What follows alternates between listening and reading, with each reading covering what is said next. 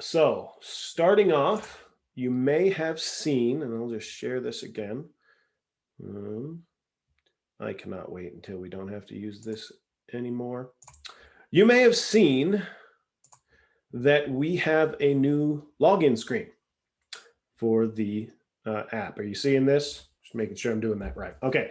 That is because we are now, well, we've changed a little bit of our branding. So we did that, but we've also got Google integration set up for the app. We did this mostly for our school library partners so that they could integrate with Google Classroom, but you can now link, or parents can link their kids' accounts to their Google email, their Gmail account, so that they can access passwords and log in a lot easier. So I'll just show you. If you sign in, and I've actually already done this, but if you sign in and then are you still with me?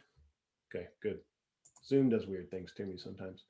Up here, if you go to your account, you'll have the option to link your account to Google. And I'll just remove that and walk you through the process. It's really simple. Link with Google and pick my work mail and done. And you can do that. A parent can do that with all of their kids, can link them all to the one Gmail account. And then obviously if you are a school library, you could link your Google Classroom, and that will make accounts for all the kids, and you can track their progress and do a lot of things that way.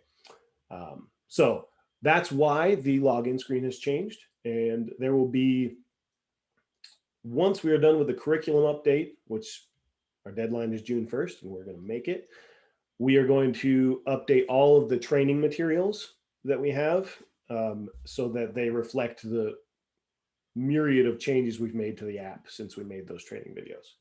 And this will be one of them. So we'll walk you through that whole process. Okay.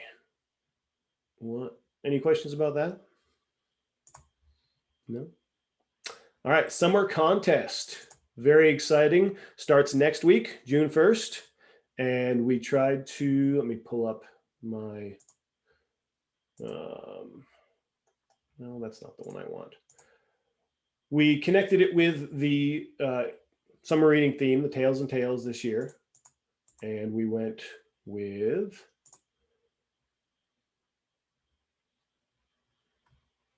where did I put them? All right, well, let's do it this way. I'm just going to get the link to the website because that makes more sense.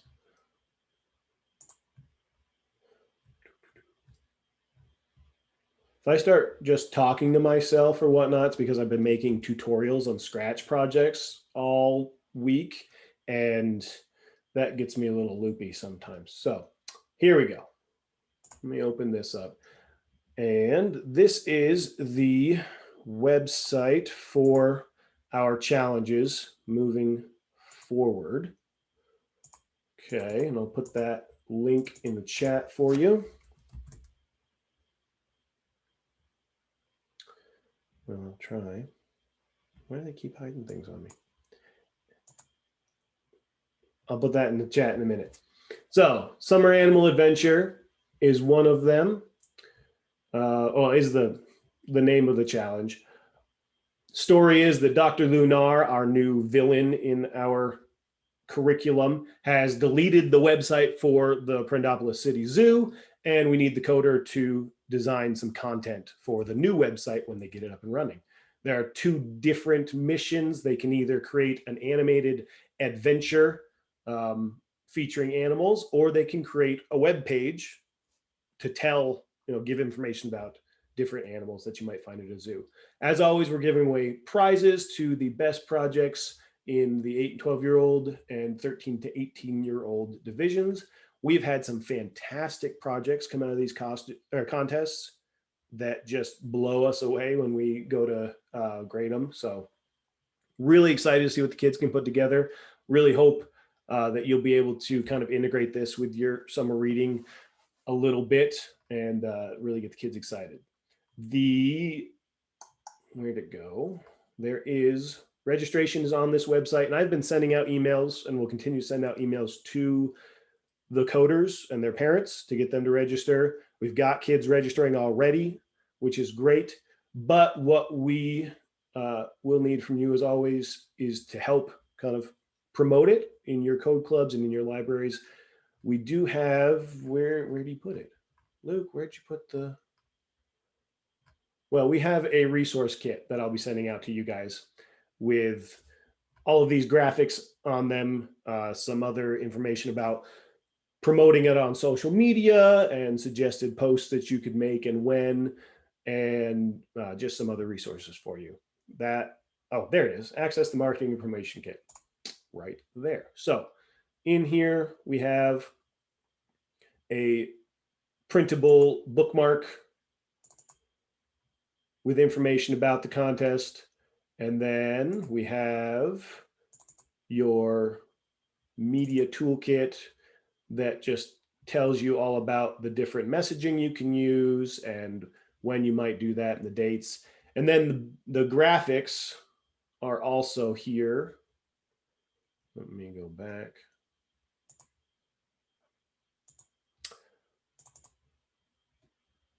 So you'll see, and there's a GIF one that has a little motion to it, and then just some images for to make it easier. So you have some options.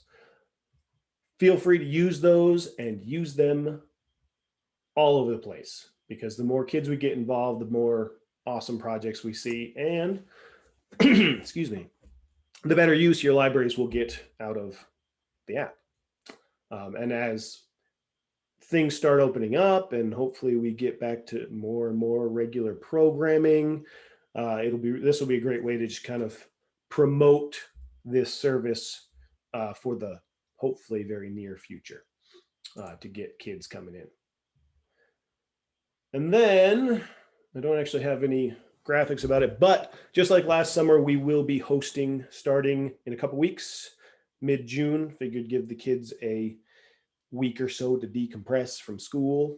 We'll be hosting virtual worldwide now code clubs. I will be running them.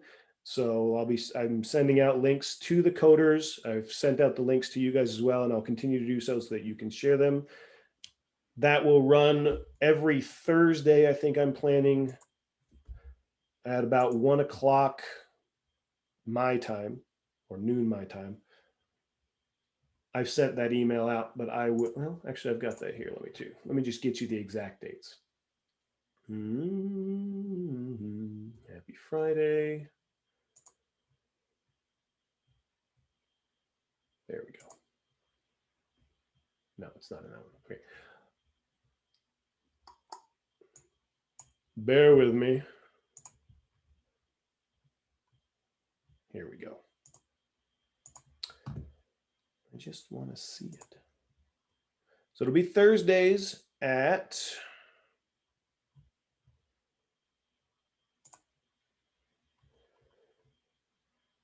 1 o'clock Mountain Time, starting June 17th and then running through August 19th. The kids can register for the sessions. They only have to register once, and then they can come to whichever ones they can make. They don't have to come to all of them. They can come to one, they can come to all, they can skip a month or two. It's really up to them. But we hope to get, last year was great. We had coders all over the country kind of working together. I hope to get some of you guys joining in to kind of guest host with me. So if you're interested in that, let me know. We had some of our facilitators help out last year, and it was a great experience for them. And since we are kind of a worldwide now, we hope the experience will be even better, because there will be coders from all over the place working together.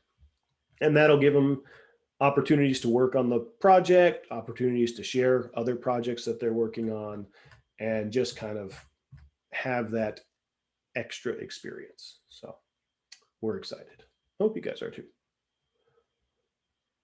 And last but not least, let me pull up that resource. Oh, here. Let me show you that link here real fast.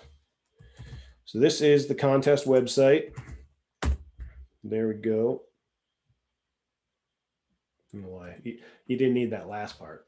It's just prendacodeclub.com/code-challenge. is the important bits. And then last meeting, if you were here, you remember there was a request for a resource about more information about what to do if coders had a question during Code Club. So we put together a little bit of a flyer, and let me share that file for you, and then I'll pull it up.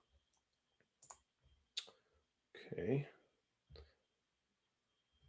Now, and let me show you the PDF version too. Okay.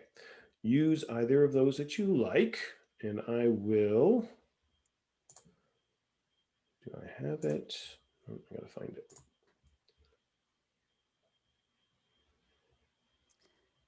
Apparently my desktop was not as, there it is, was not as well put together as I thought this morning. Okay. I'm sure you guys never have that problem. You're all much, much better organized than I am. So, as you can see, what if they have a question? So first we have the Prenda three-step method, three-step process. What have they tried so far?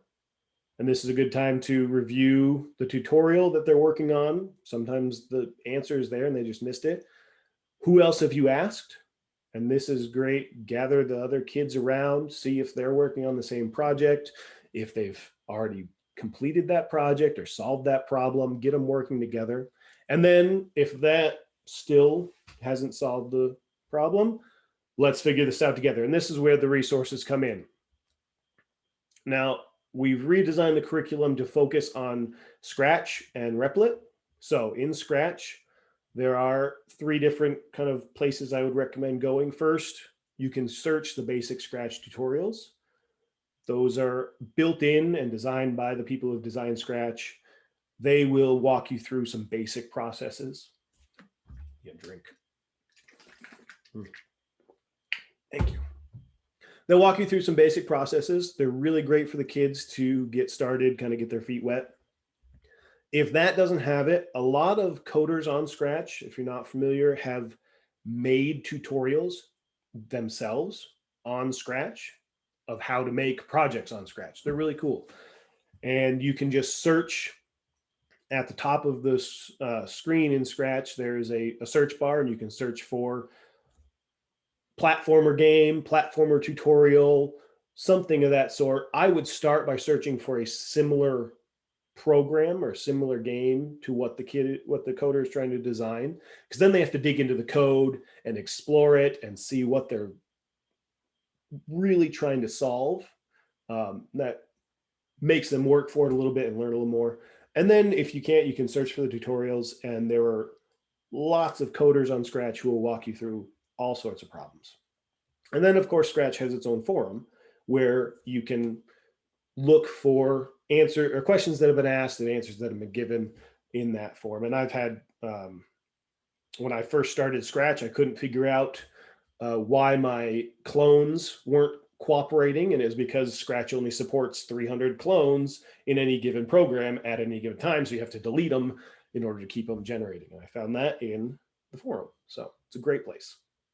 And then on Replit, it's very similar.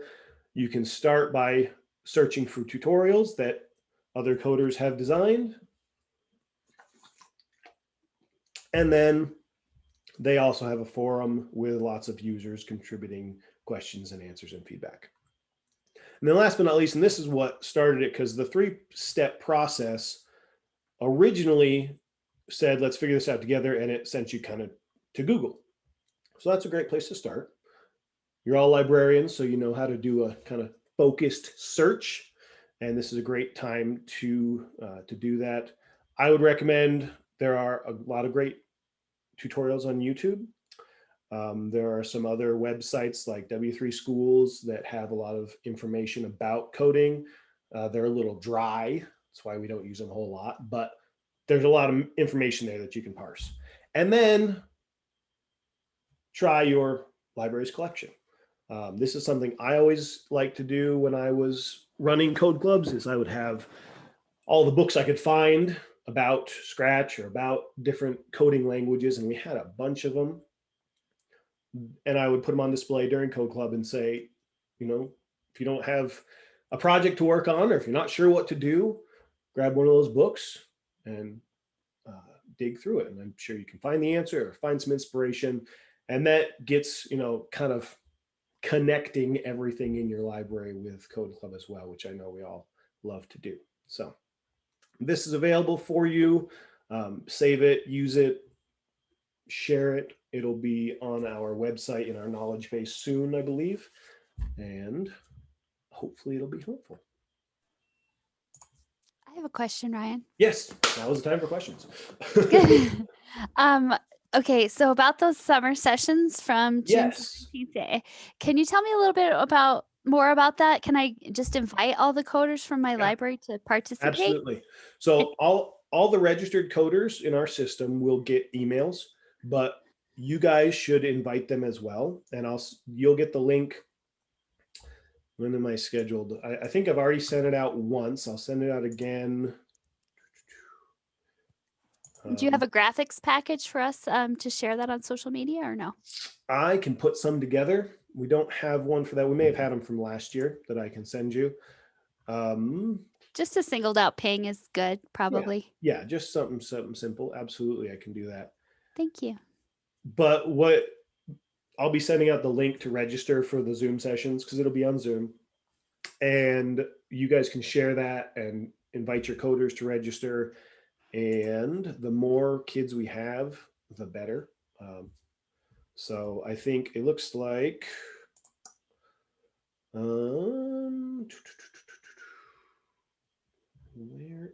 so the first announcement of that for the coders is going out in 2 days, so Thursday. Cool. And I also put it in the newsletter, a little blurb about it. And then I think I've got some going out to the facilitators again. Today. Oh, no, that was about the training session. Where is that going out? So it actually works with my schedule. So I'll probably join you and hopefully some kids from my library too. That's awesome. Just let me know. You can come every time or, when you can fit it in. Absolutely. So should I register too, like the kids do, or just? Yeah, just so that way you'll get the link to join. Okay. So just register and stats are stats, right?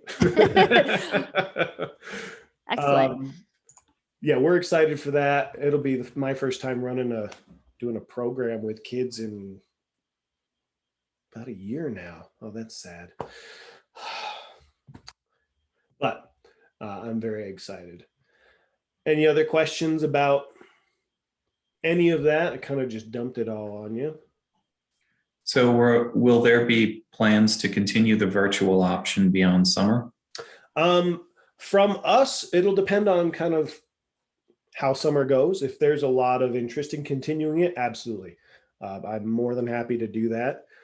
Maybe do it in like bursts, end it mid-August and start it up again at the end of September or something like that and run for a few weeks like we would with any kind of program. But if there's enough interest, I'm absolutely open to that. More the merrier. That was actually one of the things when they brought me on, they were like, okay, we want you to run these. And we just haven't gotten to the point where we could start them up. And this is the perfect opportunity. So.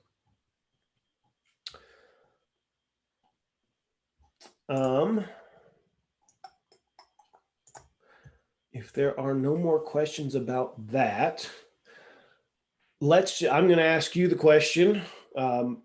Moving forward, as everything changes, we're making changes with Code Club, with the app, with our curriculum, with our trainings. You guys are making changes. Oh, hey, James is going to join us.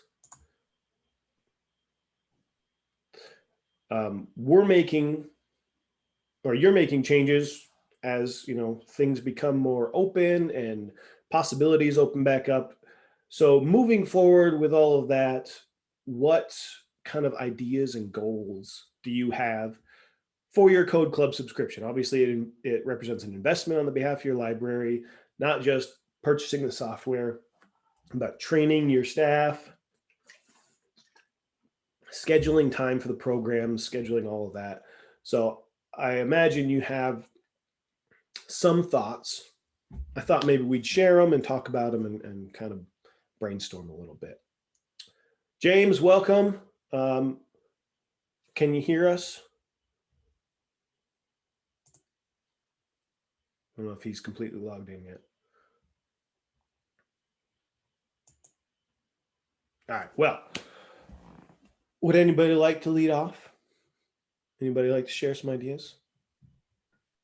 Well, I kind of gave it away, but we're in a unique situation here in Buckeye in that our service area is 640 square miles and we have 2 branches and a bookmobile. So we are keenly interested in maintaining some kind of virtual component to Code Club. Mm-hmm. And I will admit, when we were doing it virtually during the pandemic, I had very little involvement in it. Mm-hmm. So it could be that we find a hybrid option for people to join the in-person via Zoom. But really, I think it is highly attractive that Prenda supports a virtual code club, especially since it can get kids together from around the country and even, as you mentioned, around the world. Mm-hmm. I think if we were to try and maintain a virtual code club on our own, in addition to the staffing challenges, we would get 2, 3, 4 kids, whereas there's a big attraction to, the kids being able to meet one another across the country or across the globe. That's an excellent point, Peter. And I'll tell you, you're not the only library system that struggled with that. I'm sure you're probably aware, kids were so burnt out on all this virtual stuff and everything else going on. It was lucky to get 1 or 2 joining. So I will make that a priority for after the summer as well, continuing that, because I think it will be, I'm just going to make a note here, continue virtual. I think it will be a great way we can support you guys. I think we're going to be looking at a lot of hybrid things moving forward. We just had our very first field trip today.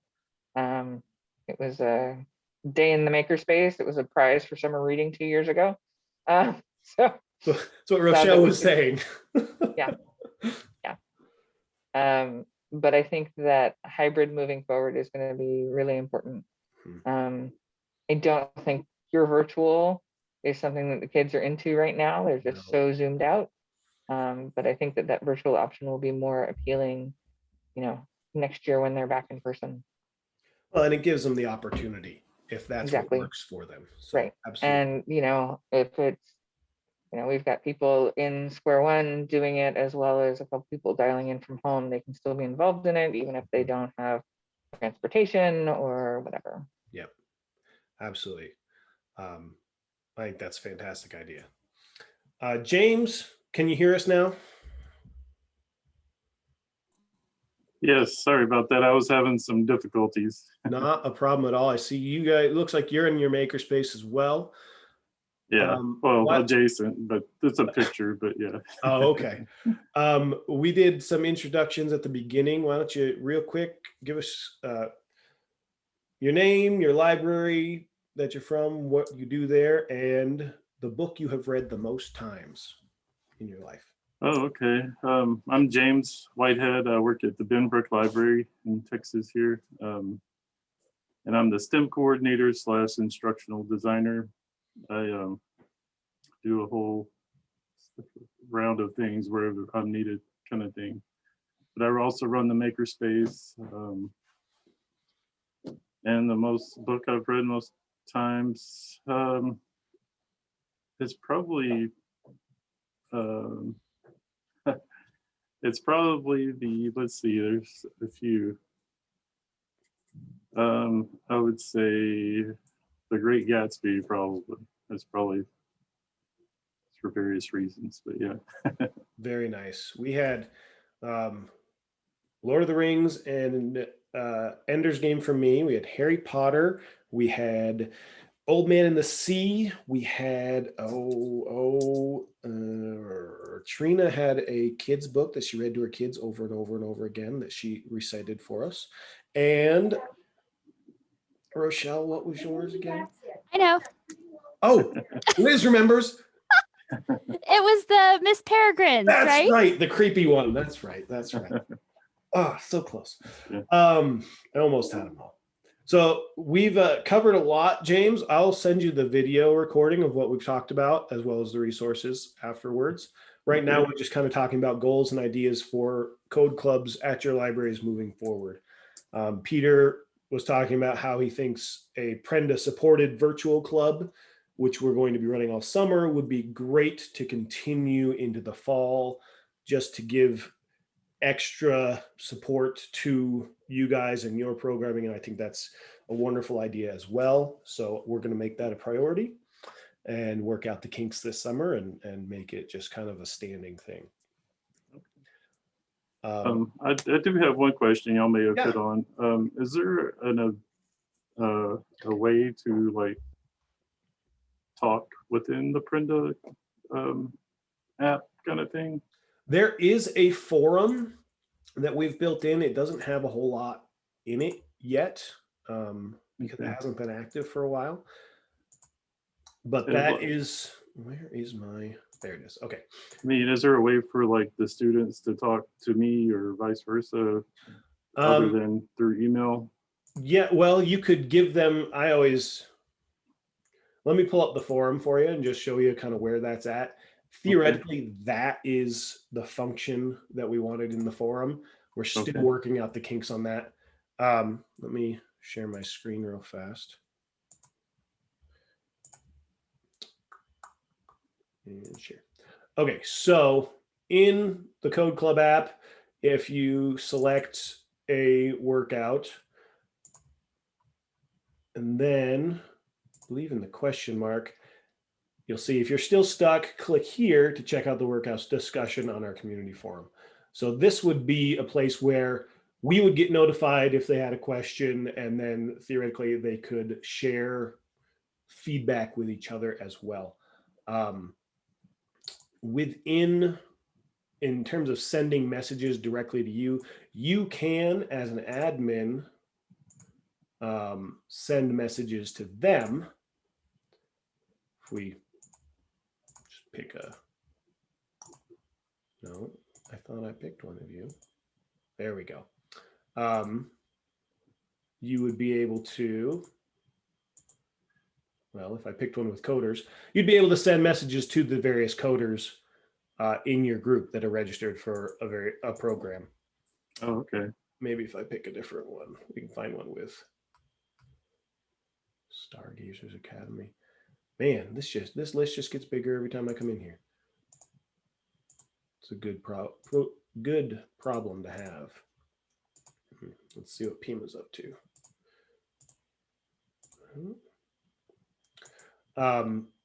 So you could send them messages to remind them about Code Club, and then I believe they should be able to respond to those if they have questions, and you could just kind of set that up as a dedicated communications system.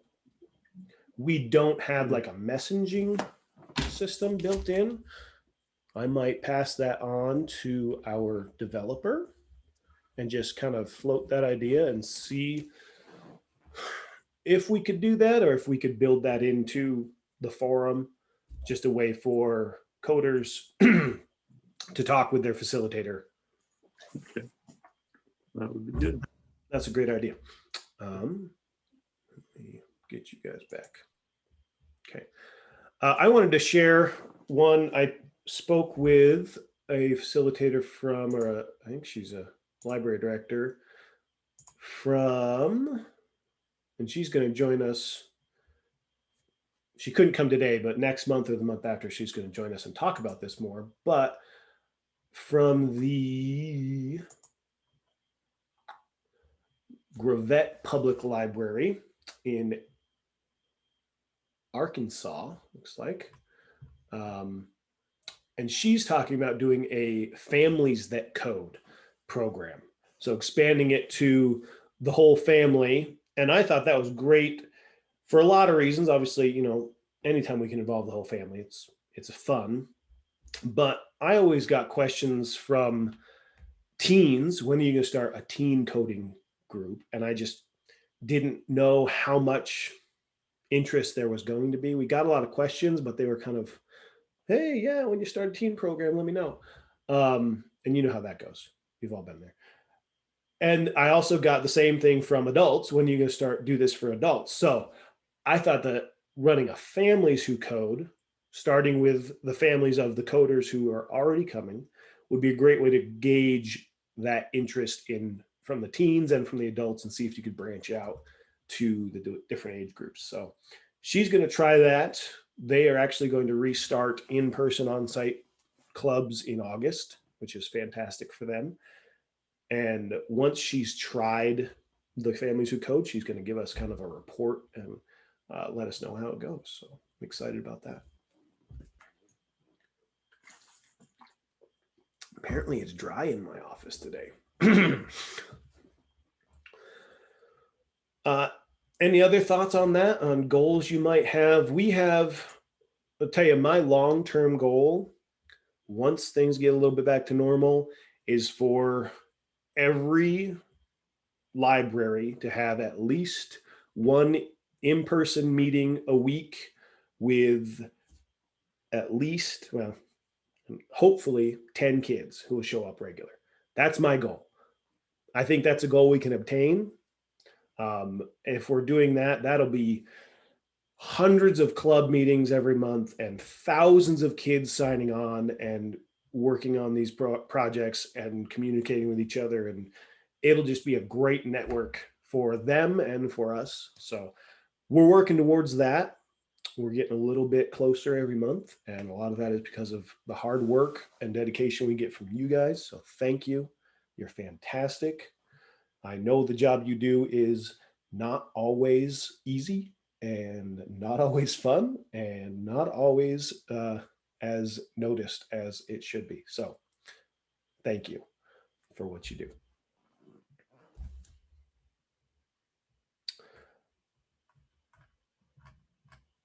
Any other thoughts on that? If not, I think we'll wrap it up for the day. And next month, we will talk about a little bit more about the contest and how we're going, and we will have some more new features to discuss.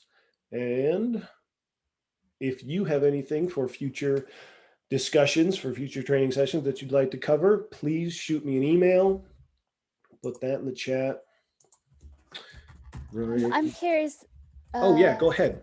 Oh, so I think this might be the link here. I just wanted those graphics for my Facebook, and I think you put the link in the. So I put the resource guide in there, and then I put the website, the prendacodeclub.com/code challenge in there. I see it. And there's a link in there to that whole media package. And I will put the graphics for the virtual code club in there as well. Perfect. Thank you. So yeah, there's my email, ryan@prenda.co. Shoot me an email anytime you have a question or a need or want to hop on a one-on-one. Peter, once you get someone hired, let us know so we can kind of get them oriented. And actually, I was going to send you an email asking if we could do a one-on-one in the next couple of days so I could be oriented. Let me get, as a matter of fact, where is that? Trying to do too many things. Okay. Here is the link for my Calendly. Come on. So just schedule a meeting with me when it's convenient for you, Peter. I'm pretty flexible and we can sit and chat.